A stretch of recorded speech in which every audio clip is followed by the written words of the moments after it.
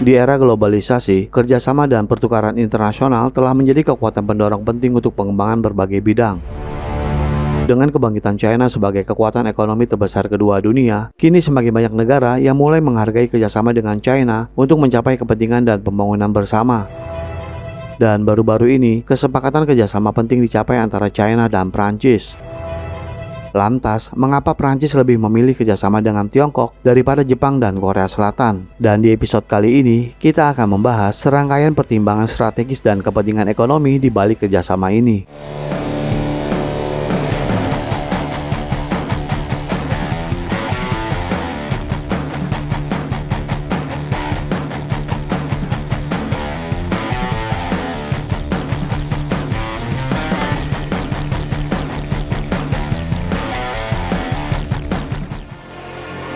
Dalam konteks konflik antara Rusia dan Ukraina, ekonomi negara Eropa mengalami guncangan yang dahsyat, dan menurut data statistik, total output ekonomi Eropa pada tahun 2018 mencapai angka mengejutkan 20 triliun euro.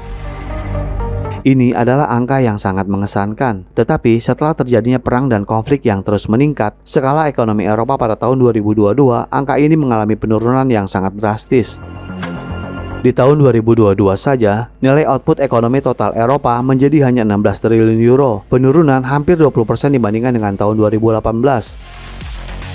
Salah satu ekonomi terbesar Eropa yaitu Jerman juga mengalami kerugian yang cukup besar akibat perang ini. Menurut data statistik PDB Jerman, akan turun dari 2,6 triliun euro di tahun 2018 menjadi 2,5 triliun euro pada tahun 2022. Ini setara dengan kerugian hampir 5% skala ekonomi.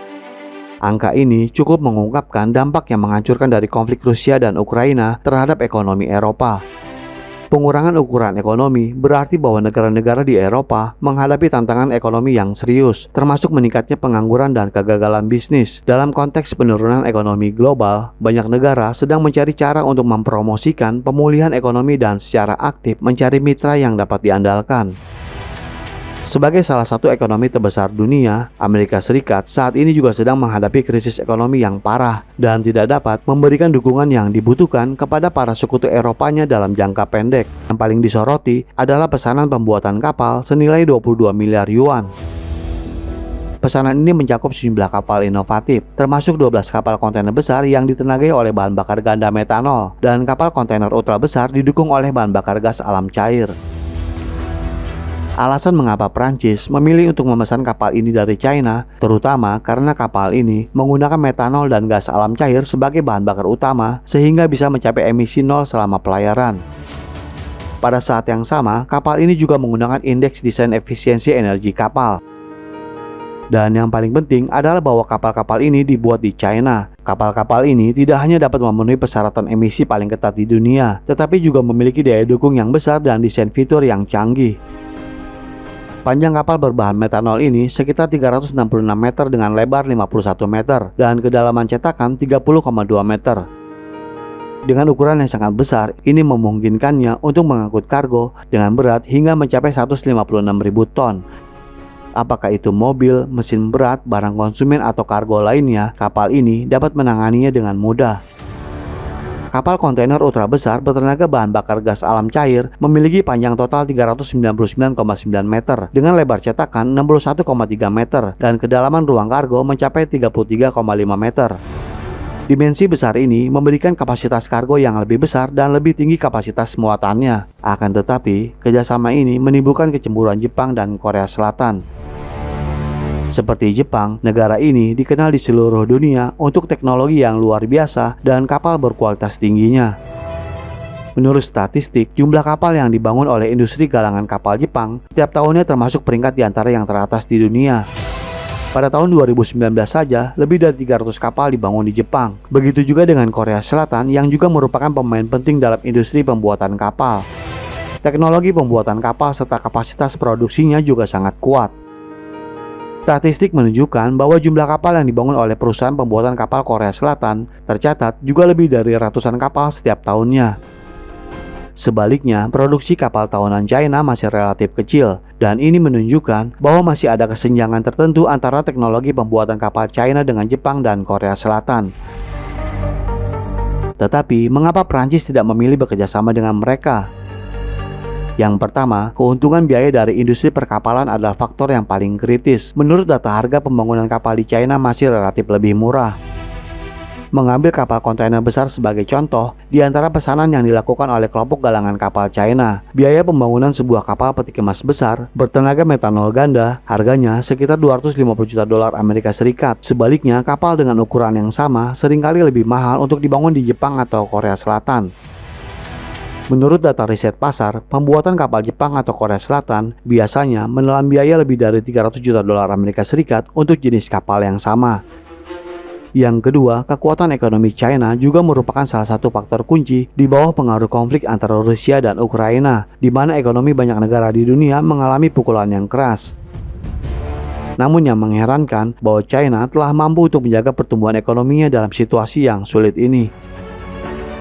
Misalnya pada paruh kedua tahun 2022, PDB Tiongkok mencapai 18,5 triliun dolar Amerika Serikat dan pada paruh pertama tahun 2023, PDB Tiongkok melebihi 19,5 triliun dolar Amerika Serikat.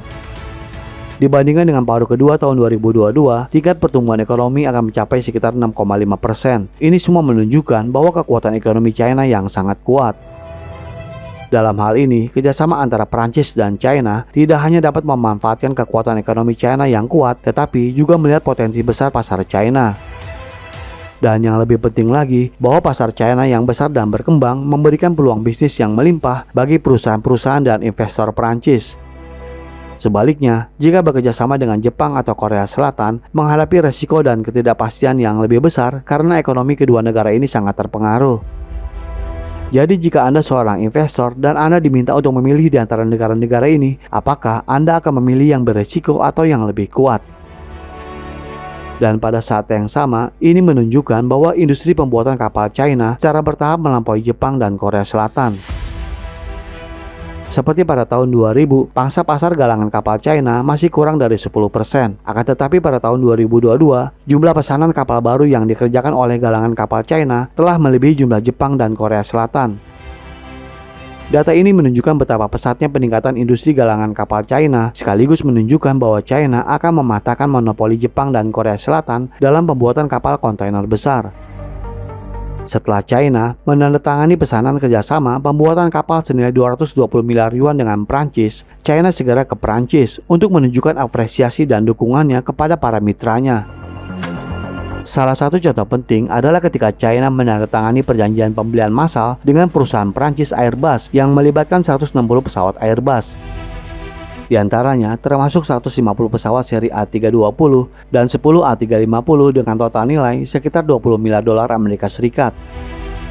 Untuk industri penerbangan Prancis, pesanan ini memberikan permintaan pasar yang stabil dan berperan positif dalam meningkatkan efisiensi produksi, mendorong inovasi teknologi dan sekaligus meningkatkan produksinya. Hal ini tentu semakin memperluas daya saing dan pengaruh Prancis di pasar penerbangan global. Di sini kita dapat melihat dengan jelas bahwa itu adalah pilihan yang sangat bijak bagi Prancis karena telah memilih kerjasama dengan China. Jadi bagaimana menurut Anda? Silahkan berikan komentarnya di kolom komentar kami. Terima kasih dan sampai jumpa di episode berikutnya.